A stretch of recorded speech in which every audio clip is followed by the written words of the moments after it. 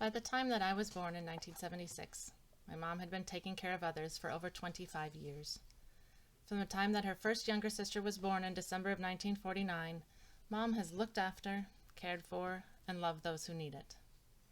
When Lou went to boarding school when she was 6, I'm told that Rachel and Marilyn were searched for and found under a bed where they were singing death chants as they processed the impending time apart from their big sister.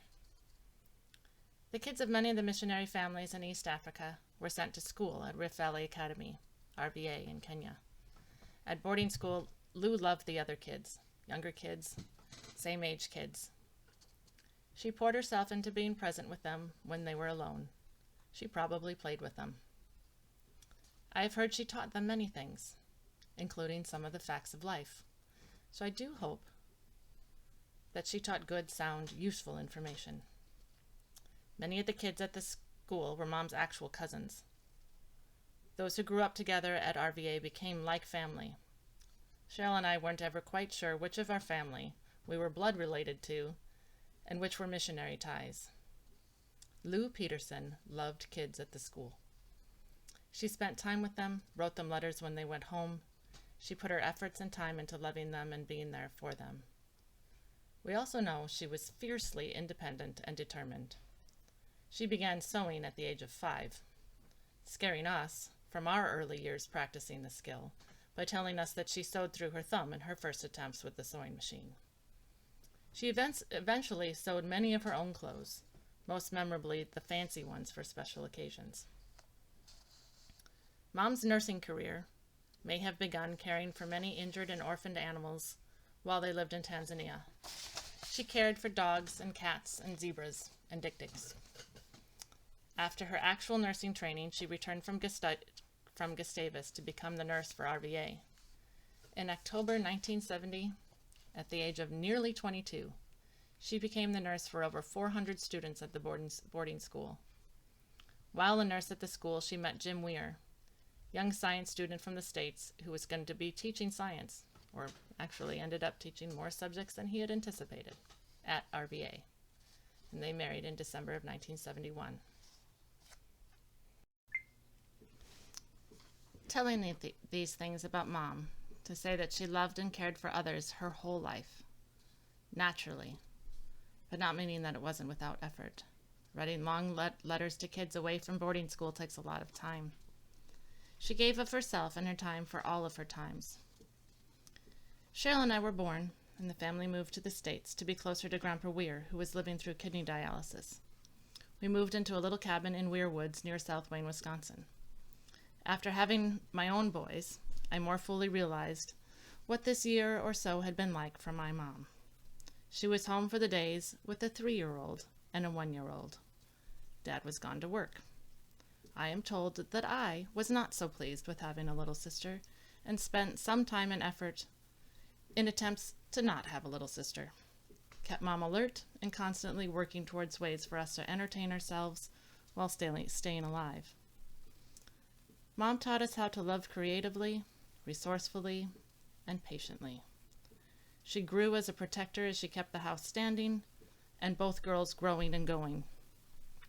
She told us that she would spend hours talking to Grandma and Grandpa on the phone, but that I would help her decide when the conversation was over by throwing the drying mittens into the fire. When Cheryl and I were 4 and 2, we moved into a big old Victorian house in town, a mansion to Mom. Eventually, we painted it her dream color of Wedgwood blue. Mom continued to love those around her. We continued our ties with the Union Presbyterian Church in Monroe. Mom enjoyed the choir. We enjoyed friends in multiple social circles. She led Girl Scouts and made lasting connections with our friends and some of their moms. Or actually, maybe we made friends with our mom's kids. She set up environments where relationships and interactions could flourish, meaning we got to have fires in our backyard, and the neighborhood kids came over and cooked with us, which means we burned things and still ate them. Answering their call to care for kids, Mom and Dad moved our family to New Mexico Boys Ranch in 1987. Cheryl and I were 11 and 9. Cheryl and I had shared our mom in a lot of ways up to this point, but the ranch was an intense level up in sharing our parents, their time and energy. At the ranch, the whole family learned what sacrificial love lives like. We learned about pain and childhood hurts. We learned what consequences can come to children from a broken world. Mom related with the boys, joining them for bedtimes, singing and praying with the younger ones, simple good nights to the older ones. Mom and Dad sought to be conduits of the love that Jesus flowed through them. Mom would take us all swimming every afternoon of the summer at the ranch pool. She swam laps while we all swam laps and played. It was a good choice for all of us. We all got exercise, we all got tired. The minutes passed through the afternoon and we enjoyed it. It was a good example of a good way to love kids, while making good life choices to maintain sanity. After Cheryl and I had graduated from high school, we all moved back to western Wisconsin to be near Grandpa Les and Grandma Ruth. These years brought the least complicated years of loving for Mom. She was near family, and grandchildren arrived in her world. Grandchildren brought all the joys of loving children with less of the headache of responsibility. Dad was able to be more present this time around. He was not working and finding it easiest to leave disciplining to the kids' parents. Grandma played with the kids, starting with toys on the floor and markers and chalk and drawing and puzzles. Then board games and dominoes, and most recently, Monopoly and Clue and even chess. A bit for Mom, more so for the kids. She always read with them, but also knew they did so much of that normally. She did the great things with them. They went fishing and picnics and visited playgrounds. At home, they played with Play-Doh and painting, rock decorating, and baking. She seemed limitless in her energy. She had them for overnights, sleeping with them downstairs to make it all more comfortable for them. She sang them the lullabies that she had sung to us and prayed with them each night. She told them of Jesus' love and how Jesus' love enters people and then goes out into the world. She prayed for their persons and their growth. She enjoyed them and celebrated who they were, and she told Jesus about how much she loved them, with them listening. She persisted in giving into each of them into her last months of pain and loss of mobility.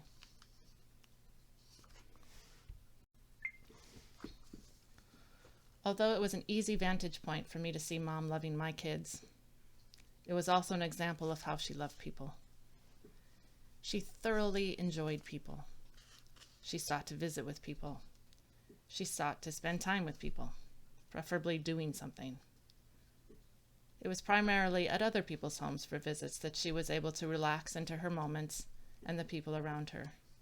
She loved Paul and Lori's porch and the chairs at the lake at the cabin.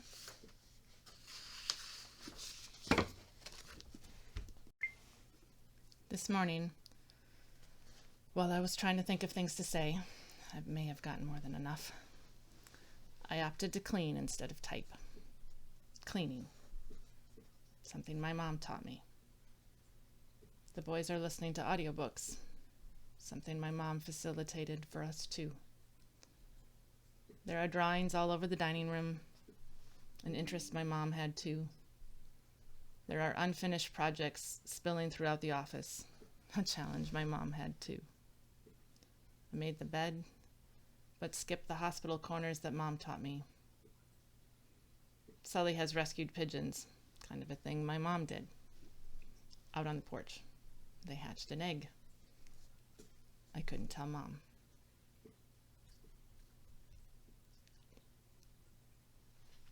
The chick died, or it disappeared, and I couldn't tell Mom. There's a squirrel living in our living room. We had one when we were little, too. Mom made her way into the house in February to see the squirrel. I had mentioned to her at one point on the phone, love me, love my squirrel. So she made sure to get into the house to watch her.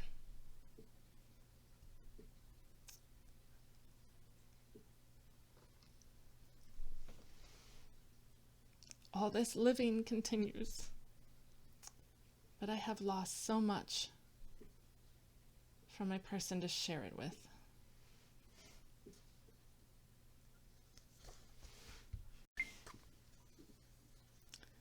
Earlier in February, I had been on the phone with Mom, searching for the word to explain how my heart felt that she was going to die, that she was going to be gone. Forsaken was the word I felt. Abandoned. Without the person who had absolutely always been there. I heard myself say the word forsaken, and in my mind I heard it cried, screamed. A tone and a quote from the telling of the moment that Jesus died. Father, why have you forsaken me? I knew my heart would cry something similar, and I knew I was remembering a line from someone who felt the same way. I told Mom that is how I felt facing life without her. That's how it seemed like I would feel. In the next weeks, I found out that I was thinking about a sermon in a book I'd read, Ordinary Grace by William Kent Kruger. Parts of what I'm reading are from that book. In the Easter story, not the glorious resurrection that we celebrate on Sunday, but the darkness that came before, this moment of realizing and feeling aloneness is the darkest moment for Jesus. Just prior to his death, Jesus cries in the pain of abandonment. He felt the agony and confusion of imperfect mortal understanding. Today, I see my tomorrows without my mom with mortal eyes. My mortal heart is breaking. Each time there is that thing that must be shared, that moment of, Mom, watch this, which has been replaced in recent years with, Mom, you'll never guess what happened over here. The multiple times a day that I cannot pick up the phone and talk to both of them. The agony of facing it alone.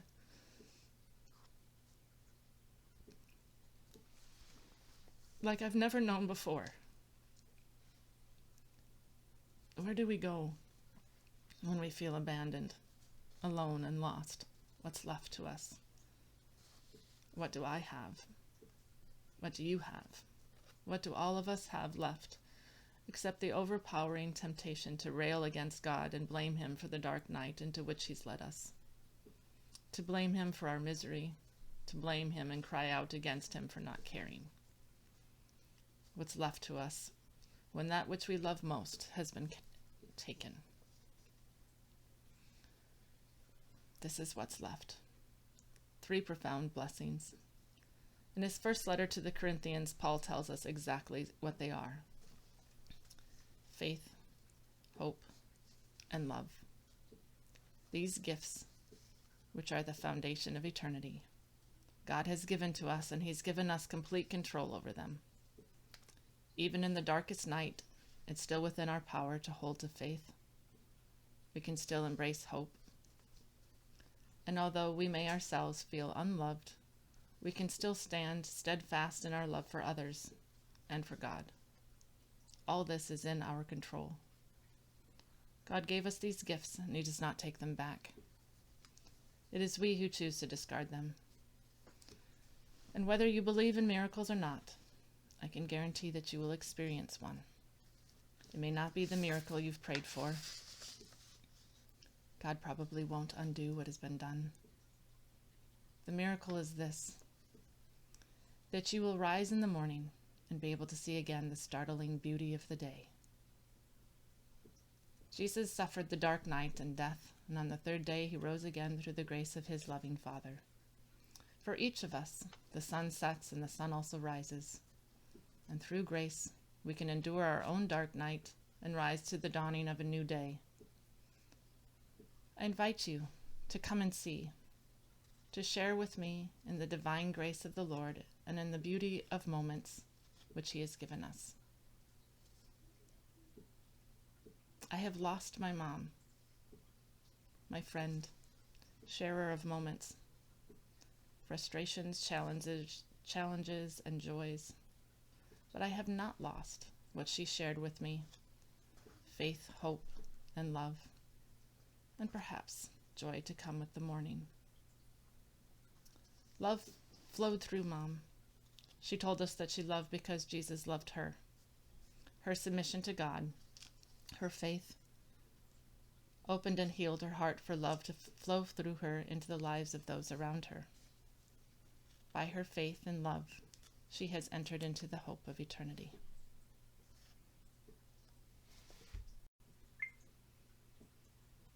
Thank you for coming today, for sharing this day with us, and for sharing loving Mom with us.